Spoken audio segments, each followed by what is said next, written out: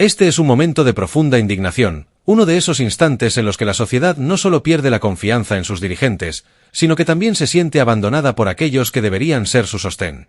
Las palabras de esta señora reflejan una realidad que muchos viven en silencio, la tragedia de perderlo todo, desde seres queridos hasta el propio sustento, mientras las autoridades miran hacia otro lado.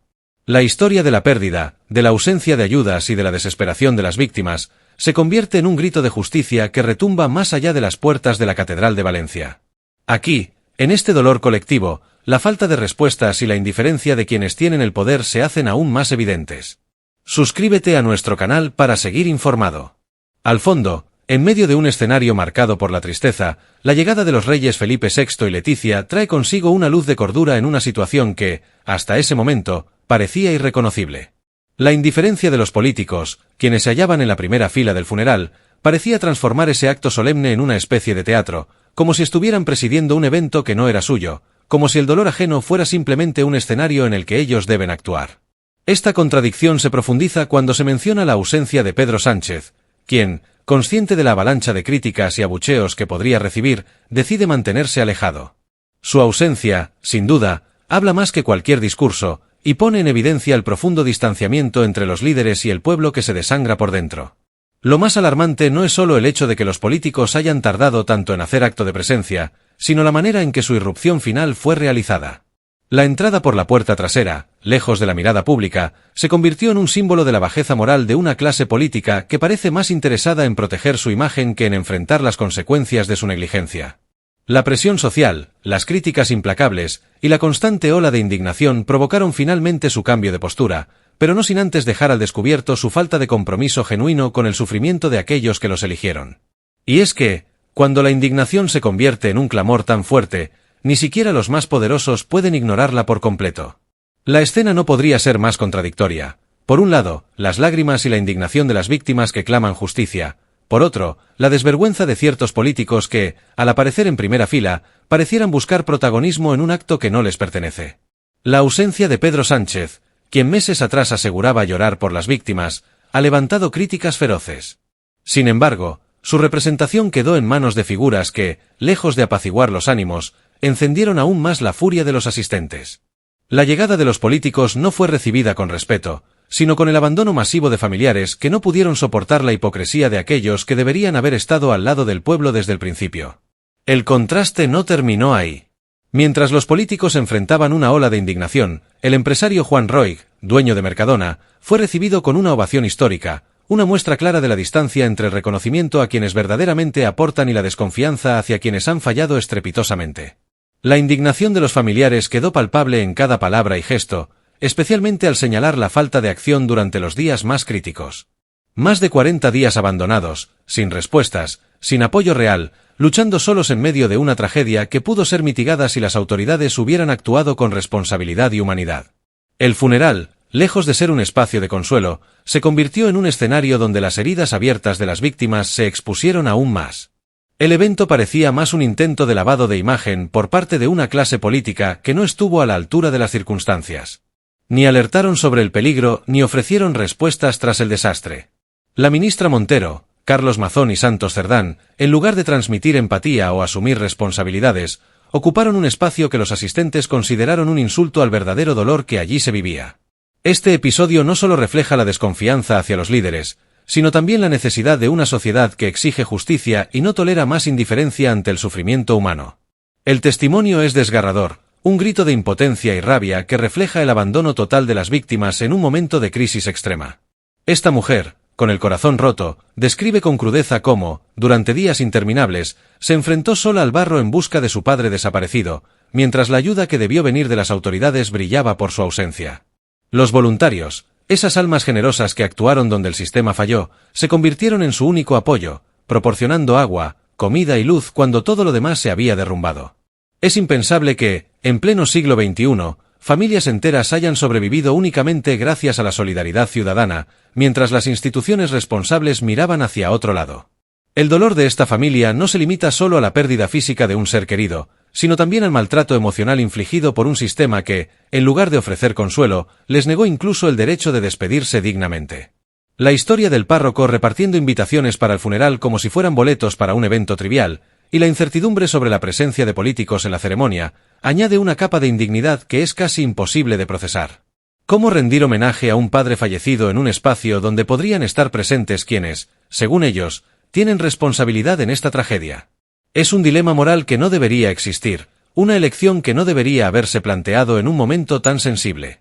Además, el entorno en el que estas familias intentan seguir adelante es una imagen del abandono más absoluto: calles sin luz, sin servicios básicos, y un cementerio improvisado que se convierte en un foco de contaminación frente a sus propios hogares.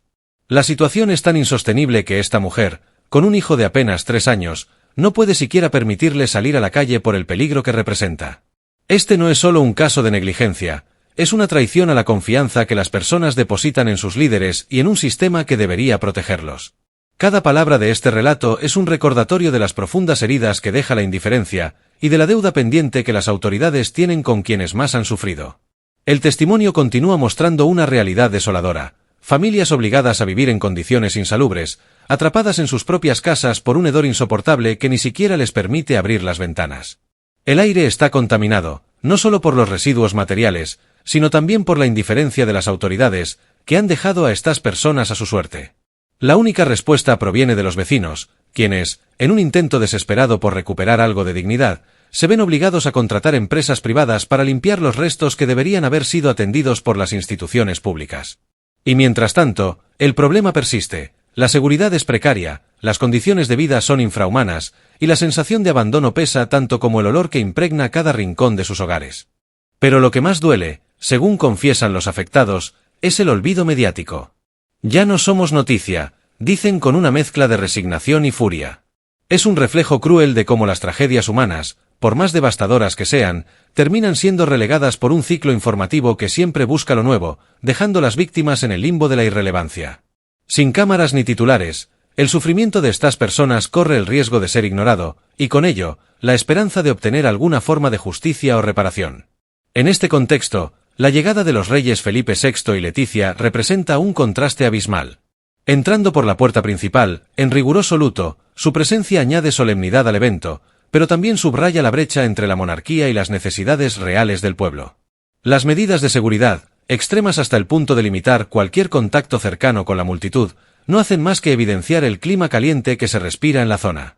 Las manifestaciones y quejas a las puertas del lugar son una clara señal del descontento y la frustración acumulada, un recordatorio de que este no es solo un funeral, sino también una expresión colectiva de dolor y rabia. El evento, calificado por algunos como un funeral de Estado y por otros como una reunión más, deja en evidencia el caos organizativo. Invitaciones que se distribuyen de manera confusa, dejando muchas familias fuera inicialmente, y un protocolo que parece más diseñado para mantener las apariencias que para honrar realmente a los fallecidos. A pesar de la presencia de más de 200 familiares, lo que debería haber sido un homenaje digno se transforma en un reflejo de todo lo que ha fallado: una comunidad abandonada, un sistema roto, y un escenario en el que la indignación supera a la solemnidad. El manejo de esta tragedia por parte del gobierno ha sido, en palabras de muchos afectados, un ejemplo de ineptitud desde el principio hasta el final. La Dana ha dejado no solo una estela de destrucción física, sino también un rastro de descontento profundo hacia las autoridades. La ausencia de Pedro Sánchez en el funeral ha sido interpretada como un gesto de cobardía y falta de respeto hacia las víctimas y sus familias. En contraste, su representación quedó en manos de 3 ministros y otros políticos, un movimiento que no logró suavizar la indignación popular, sino que pareció un intento de cumplir con lo mínimo indispensable para evitar críticas aún mayores. El recuerdo de Sánchez, proponiendo en el pasado funerales de Estado por cada víctima de violencia de género, resalta aún más la incongruencia de su ausencia en un acto de tanta relevancia para cientos de familias devastadas. No es solo la falta de representación física lo que molesta, sino la percepción de indiferencia hacia una comunidad que esperaba, al menos, un gesto de empatía. Este vacío no solo daña su imagen, sino que alimenta la narrativa de insensibilidad que muchos han asociado con su gobierno. Por otro lado, la crítica hacia la gestión de la Dana también pone de manifiesto una desconexión cada vez más amplia entre las promesas políticas y las acciones concretas. Este abismo se refleja en las acusaciones que recaen sobre figuras clave como Carlos Mazón, quien, para muchos, ha asumido el rol de chivo expiatorio de un relato gubernamental que intenta eludir responsabilidades en los niveles más altos del poder central. La gestión local ha sido objeto de duras críticas por su falta de preparación ante una tragedia de esta magnitud, lo que no solo ha profundizado la crisis, sino que ha dado pie a un intercambio de culpas que poco o nada contribuye a aliviar el sufrimiento de los afectados. Mazón se encuentra ahora en el ojo del huracán, señalado tanto por su ineficiencia como por convertirse en el punto de enfoque de una narrativa que busca justificar la inacción a nivel nacional. Además, la confusión entre la laicidad del Estado y la sensibilidad institucional hacia las tragedias humanas es un tema recurrente en las críticas al gobierno central. Este contraste se hace aún más evidente cuando se compara la ausencia del Ejecutivo en actos de importancia nacional, como el funeral por las víctimas de la Dana, con su aparente indiferencia hacia eventos de trascendencia internacional, como la reapertura de la Catedral de Notre Dame en París. Este último, que podría haber sido una oportunidad para proyectar una imagen de liderazgo cultural y compromiso internacional, terminó siendo percibido como un desprecio hacia la diplomacia cultural y un símbolo del desinterés de las autoridades por conectar con valores que trascienden fronteras. La indignación popular en torno a estas decisiones se agrava con el recuerdo del trato que Pedro Sánchez recibió durante sus visitas previas a Valencia. Los episodios de pedradas y abucheos que marcaron esas visitas han dejado una herida profunda en la relación entre el presidente y la comunidad valenciana. Aunque este contexto puede ayudar a entender su decisión de no asistir al funeral, también pone en evidencia una actitud de evasión que muchos interpretan como falta de valentía política. En lugar de enfrentar las críticas de manera directa y demostrar un compromiso tangible con los ciudadanos, su ausencia solo ha servido para intensificar el resentimiento y alimentar la percepción de desconexión entre el gobierno y quienes sufrieron en carne propia las consecuencias de esta catástrofe. El costo político y emocional de esta ausencia parece superar con creces cualquier beneficio que pudiera haber obtenido al evitar un nuevo enfrentamiento con la opinión pública. La desconexión entre el gobierno central y las demandas prácticas y emocionales de los ciudadanos no solo es evidente, sino que también resulta profundamente simbólica en un momento en el que el país buscaba un liderazgo claro. Esta crisis se convierte, por tanto, en un recordatorio doloroso de cómo la falta de empatía y liderazgo en momentos críticos puede erosionar la confianza de la población en sus gobernantes. Más que una tragedia natural, la Dana ha destapado una crisis institucional que amenaza con dejar cicatrices duraderas en la relación entre el poder político y el pueblo que depositó en ello su confianza. En este sentido, la tragedia provocada por la Dana no puede limitarse al ámbito natural. Se ha transformado en una crisis institucional que pone de manifiesto las carencias de un sistema político que parece más preocupado por preservar su imagen que por atender las necesidades de quienes sufren en carne propia las consecuencias de la adversidad. Este evento ha dejado al descubierto la incapacidad de responder con eficacia y humanidad ante los momentos más oscuros, erosionando la confianza que los ciudadanos habían depositado en sus gobernantes. Peor aún, esta desconexión no solo tiene un impacto inmediato, sino que amenaza con dejar cicatrices profundas y duraderas en la relación entre el poder político y el pueblo. Cada decisión equivocada, cada promesa incumplida y cada ausencia simbólica alimentan una narrativa de abandono que, con el tiempo, puede consolidarse como una marca indeleble en la memoria colectiva.